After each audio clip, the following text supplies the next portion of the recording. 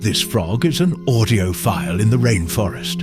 Although its call is weak, it has its own natural sound amplifier.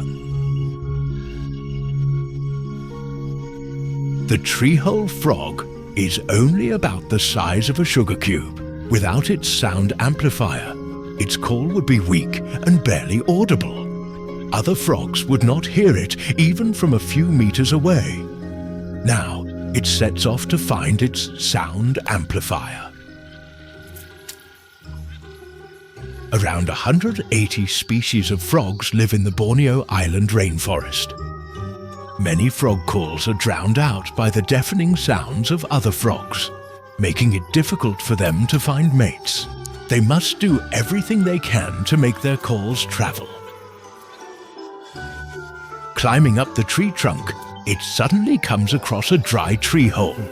So it dives inside.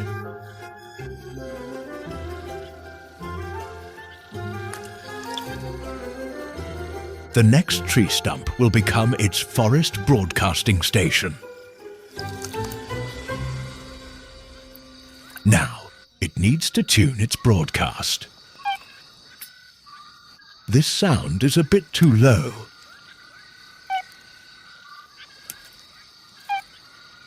It needs to be a little higher. This sound is too high. It still requires more adjustments.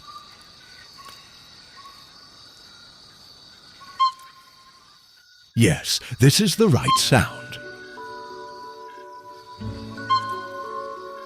Its voice resonates perfectly with the tree hole. Each tree hole has a different size, and the resonance frequency required for amplification varies. But these frogs always find the right resonance frequency for each tree hole. Through this natural amplifier, its voice penetrates through the dense forest. It can travel up to 50 meters.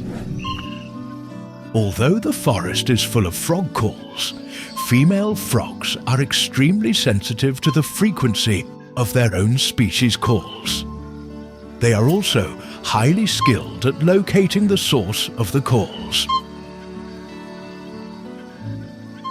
Following the amplified call, two lonely souls in the forest begin their late-night rendezvous.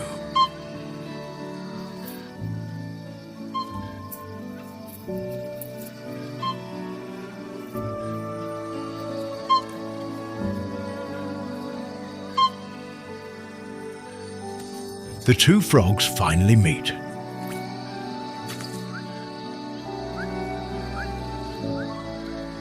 To avoid being hunted, they will also lay their eggs here, making this sound amplifier their love nest. While the treehole frog tries very hard to make its voice louder. The gun frogs of the Amazon rainforest, on the other hand, have to make their calls quieter to attract females. There are 6 times more males than females in gun frogs, which leads to intense competition among the males for mates. Female gun frogs are cold and distant. They are also very picky. They are not attracted to loud, high-pitched frog calls. They prefer deep, complex toned calls. The reason these male gun frogs lower their calls is also that bats are lurking in the trees. These bats have excellent hearing, and they are ready to hunt the loudest frogs.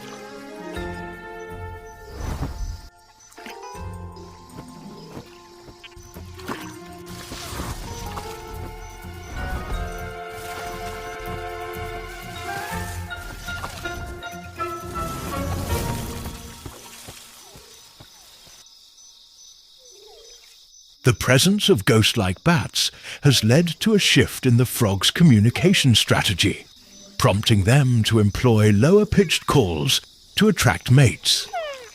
Despite this influence, the number of suitors remains unchanged. the frogs start to compete in call volume.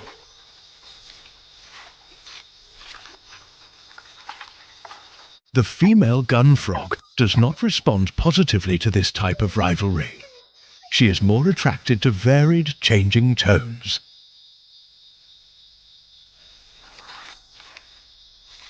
One male vocalizes with a slight vibrato at the conclusion of his call. The female appears to be awaiting a response from another male.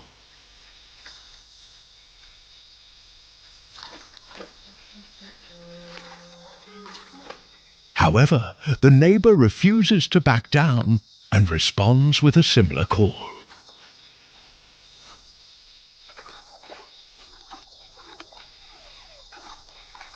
Both competitors are engaged in a vocal performance, seemingly undisturbed by the presence of the bats.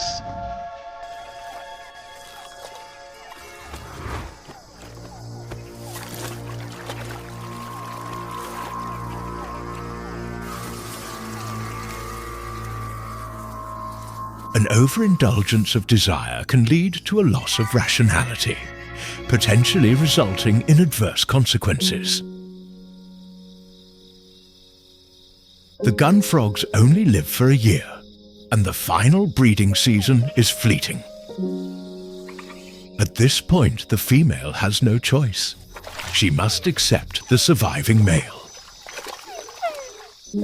The female will then secrete a gel-like substance, mix it with her hind legs to form foam, and lay her eggs in it. Do you love exploring nature? Don't forget to like, share, and subscribe to Wild Vibes for more amazing wildlife stories.